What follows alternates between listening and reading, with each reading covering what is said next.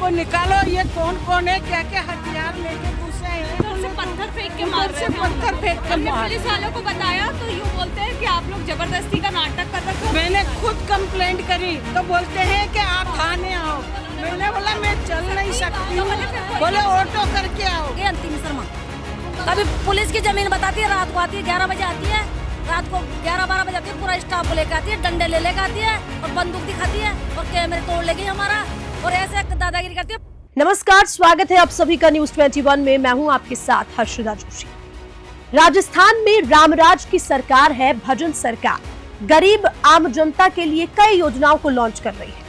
वहीं इन योजनाओं का सहारा लेकर जयपुर राजधानी में ऐसे भू माफिया एक्टिव हो चुके हैं जो योजनाओं के नाम पर आम जनता की भावनाओं के साथ खिलवाड़ कर उनकी कीमती जमीन पर कब्जा करने से बाज नहीं आ रहे। तो वहीं इस बड़े फर्जीवाड़े में आम जनता में विश्वास और अपराधियों में डर का नारा देने वाली पुलिस अब भू माफियाओं के साथ जुगलबंदी कर आमजन से डर और भू माफिया में विश्वास पैदा कर रही है। देखिए एक खास रिपोर्ट। जयपुर राजधानी के जेडीए के अंतर्गत आने वाला सवाई चक इन दिनों खासा चर्चाओं में बना है।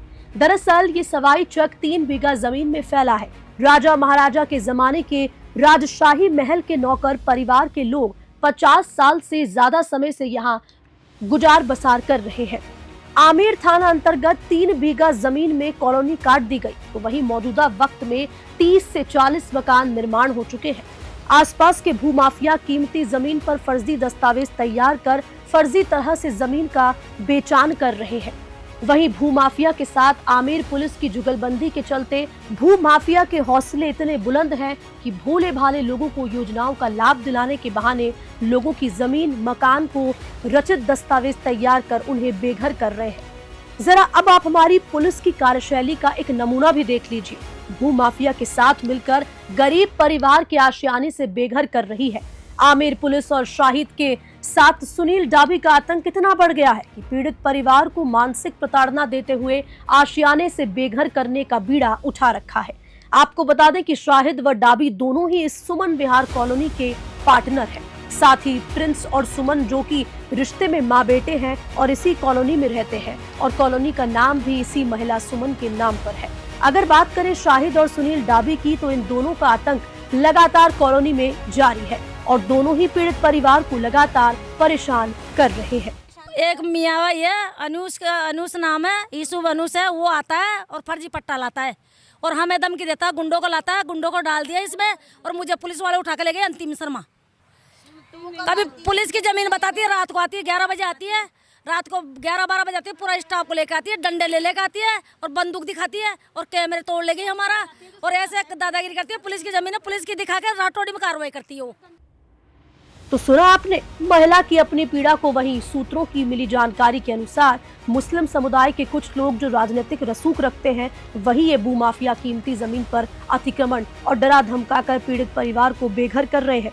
पीड़ित परिवार के पास 50 साल पुराने जमीन के दस्तावेज भी मौजूद है, लेकिन योजनाओं के नाम पर भूमाफिया अब भोले भाले लोगों के साथ छल कपट कर अवैध कब्जा और निर्माण भी कर रहे हैं। इस पूरे मामले में आमेर पुलिस की भूमिका संदेह के घेरे में है। उसके बाद यूनिस का मम्मी अकेली थी, पहले तो मम्मी को उठाया, फिर थाने में ले गए। यूनिस का और उसके बेटे जो कि हमारे पास उनकी सीसीटीवी में उनकी फोटोज वगैरह सब है, वो आए पीछे से हमारे गहने वहने हमारे कैमरे वैमरे सब तोड़ा फोड़ी करके चले गए। जब हमें पता लगा यहाँ आमेर थाने के, तो आमेर थाने में हमारी कोई सुनवाई नहीं करी। वो बल्कि ऐसे और बोलते कि तुम 100 नंबर पे फोन करोगे ना तो हम तुम्हें भी बंद कर लेंगे। फिर हम कोई सुनवाई नहीं थी, तो उसके बाद डीसीपी ऑफिस जाना चाहिए था आपको, एसीपी। तो फिर हम लोगों ने हिंदू एकता करके और मैडम को बोला या तो आप आ जाओ वरना हम यहीं रहेंगे। तो फिर मैडम आई 12 बजे, उसके बाद उन्होंने निकाला, लेकिन उस पर कोई कार्रवाई नहीं करी। यहाँ तक तो हमने मैडम को बोला था कि मैडम हमारे जेवर हमारा खान पीन जो भी है सब कुछ ले जा चुके हैं, लेकिन उन्होंने कोई कार्रवाई नहीं करी। बहुत साल से रह रहे यूनिस और उसका बेटा जो हमारे सीसीटीवी कैमरे में वो बहुत परेशान करते हैं और उनके पास हथियार तक भी थे, हथियार ले लेके आए थे। जब हमें घर से बाहर निकाल के जब वो अंदर बैठे थे सब लोग, पर मैडम ने उन पर कोई कार्रवाई नहीं करी, उनको चुपचाप पीछे से निकाला था। वहीं इन तस्वीरों को देखने के बाद भूमाफिया और पुलिस की जुगलबंदी साफ साफ देखी जा सकती है। वहीं अब पुलिस की कार्यशैली पर भी गंभीर सवाल उठ रहे हैं। Bureau report, news 21 Jaipur.